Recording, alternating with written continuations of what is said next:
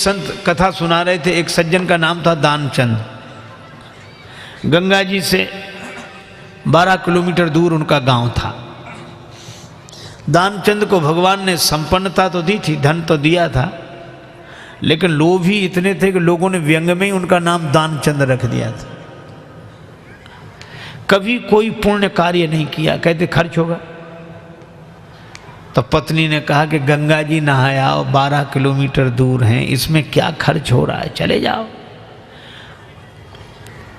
सवारी की भी जरूरत नहीं, पैदल पैदल चले जाओ, पर गंगा जी तो नहा लो। ठीक है, बहुत कहा तो सोचा जीवन में एक बार गंगा जी नहा लें, क्या हर्ज है, 12 किलोमीटर दूर है गंगा जी, जा पैदल पैदल गया, खर्चा कौन करे सवारी। अब गंगा जी किनारे पहुंचकर सोचा घाट पर नहीं जाएंगे, वहां पंडा लोग रहते हैं, पंडा कहेंगे कि दान दो। तो मुर्दा घाट पर गए।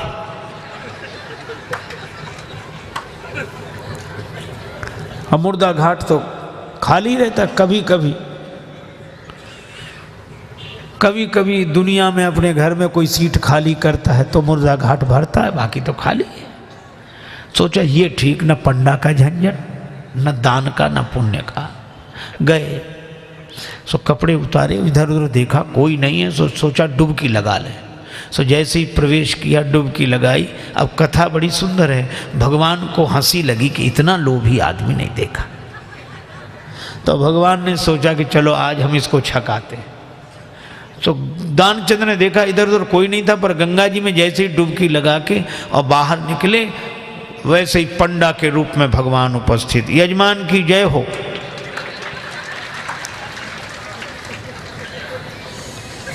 दानचंद बोले तुम कौन हो? भगवान ने कहा कि हम पंडा हैं, संतोषी ब्राह्मण हैं, इसी घाट पे पड़े रहते हैं। दानचंद बोले मुर्दा घाट भी नहीं छोड़ा। पंडा जी बोले हम संतोषी ब्राह्मण हैं और घाट पर तो और पंडा लोग रहते हैं, हम तो यहीं पड़े रहते हैं, और हमारे लिए कोई ना कोई आप जैसा यजमान आ जाता है, 1-1 वर्ष तक का खाने पीने का इंतजाम कर देता है। दानचंद बोले 1-1 वर्ष इंतजाम? हम एक दिन का भी नहीं कर सकते, एक समय का भी नहीं। पंडा जी बोले कोई जबरदस्ती थोड़ा ही है, आपकी जैसी श्रद्धा हो, कुछ ना कुछ तो देना पड़ेगा। दानचंद बोले हमने आज तक नहीं दिया। पंडा जी बोले आज तो देना पड़ेगा। तो अब सोचा क्या करना, बोले उधार दे रहे हैं। उधार? हाँ। कितना? बस वो 1 धेला, उन दिनों चलता था, 1 धेला, बस 1 पैसा। भगवान ने कहा चल दिया, तो संकल्प करा लिया, 1 धेला उधार देकर 12 किलोमीटर गया, नहाया, फिर 12 किलोमीटर पैदल चलकर आया। शाम होने को आई, थका हुआ दानचंद बेचारा घर में भीतर सोने ही जा रहा था। तब तक दरवाजे पे आवाज आई, यजमान की जय हो। दानचंद का देखो कौन है। पत्नी बाहर गई, देख कर आई और बोली किसी पंडा से कुछ देने के लिए कहे आए थे? दानचंद जी बोले कहा था। बोले आ गए, बाहर आई हैं। दानचंद बोले आ गया वो? हाँ। दानचंद बोले कि कह दो कि अभी दानचंद बीमार हैं, 2-4 दिन बाद आना। पत्नी ने कहा कि वो तबीयत खराब हो गई, वो बीमार ज़्यादा हैं, आप 2-4 दिन बाद आना। पंडा जी बोले दान मिले चाहे ना मिले, पर हमारे संकल्प में वो हमारे यजमान बीमार हो, ऐसे संकट के समय यजमान को छोड़ना धर्म नहीं। हम भी यहीं रहेंगे जब तक वो स्वस्थ नहीं हो जाते, यहीं इंतजाम कर दे। आप तो सामग्री ला दो, हम तो बना लेंगे अपने हाथ से भोजन। पत्नी ने फिर जाके कहा,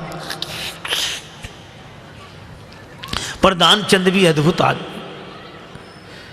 कहने लगा नहीं जा रहा ना। वो लोग कह रहे यहीं रहेंगे जब तक बीमार रहोगे। दानचंद बोला तो कह दो मर गए वो।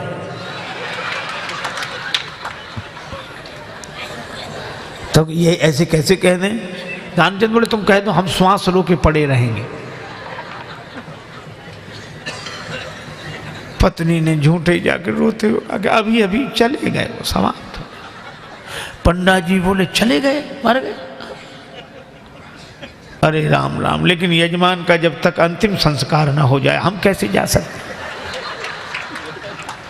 और तुम कहाँ बुलाती फिरोगी लोगों को, गांव इतना बड़ा, हम ही सबको खबर किए देते हैं। अब पत्नी बहुत कुछ, सुनो सुनो पंडा जी, तब तो अमित रूप प्रगटेते ही काला, पूरे गांव में कह दिया कि दानचंद चले गए चले गए। अच्छा, लोग सचमुच इकट्ठे हो गए और भगवान को भी मन में हंसी लगे, ऐसा जिद्दी आदमी श्वास रोके पड़ा। लोगों ने उसे मुर्दा समझकर उठाया। अब उसकी पत्नी रोवे, और वो सही में रोवे, वो कहे ये मरे नहीं हैं। और गांव वाले कहते जाने वाला तो गया, ये तो तुम्हारा मोह है। वो कहे कि नहीं मरे, गए वो तो। वो बेचारी रोती रही, कौन सुने। दानचंद को उठा लिया, बांध लिया, और वो भी बंध गया। भगवान ने कहा कि हद हो गई, ऐसा आदमी हमने नहीं देखा। भगवान को लगा कि सब हमसे हार जाते हैं, आज हम हार गए इससे। ले गए, चिता पर रख दिया, अग्नि लगने वाली थी। भगवान ने कहा ये मर जाएगा लेकिन देगा नहीं कुछ। तो भगवान ने कहा कि यजमान के कान में हम कुछ मंत्र बोलेंगे। हाँ ठीक है। सो भगवान ने कान में कहा, आया हूं बैकुंठ से तुम हित नाता जोड़। भगवान ने कहा कि हम हार गए, हम भगवान हैं, बैकुंठ से आए, तुमसे नाता हमने जोड़ा। सो पंडा ने जो कहा कि आया हूं बैकुंठ से तुम हित नाता जोड़, तो दानचंद ने सोचा ये तो भगवान है। सो आंख खोली, और जो आंख खोली तो वही पंडा, और जो पंडा को देखा तो फिर आंख बंद कर ली। भगवान ने कहा कि हम तुमसे कुछ नहीं लेंगे, मांग ले हो वरदान कछु, तुम ही हमसे कुछ मांग लो। तो दानचंद क्या बोला, बोले धेला दीजिए छोड़, बस वही छोड़ दो और कुछ नहीं चाहिए। अब बोलो, ये लोभ की अति, इतनी अति।